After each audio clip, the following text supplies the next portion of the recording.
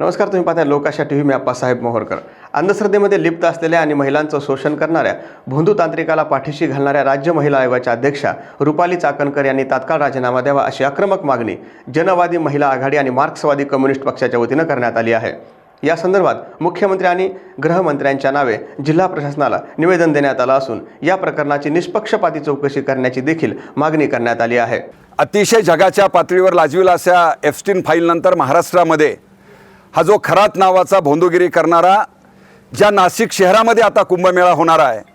अशा या धर्माच्या आणि जातीच्या आणि श्रद्धेचा बाजार करणाऱ्या या सरकारने ज्या पद्धतीचं चित्रसंबंध महाराष्ट्रामध्ये निर्माण केलेला आहे, त्याचा बळी या पवित्र अशा नाशिक आणि महाराष्ट्रातल्या ज्या महिला ठरलेल्या आहेत, असा भोंदूगिरी करणारा जो काही खरात नावाचा इसम आहे, या इसमाला पाठीशी घालणाऱ्या आणि त्याची भक्ती आणि सेवा करणाऱ्या महिला आयोगाच्या ज्या अध्यक्ष आहेत, या अध्यक्षाचा राजीनामा मागण्यासाठी म्हणून आज या ठिकाणी जनवादी महिला संघटना आणि मार्क्सवादी कम्युनिस्ट पक्ष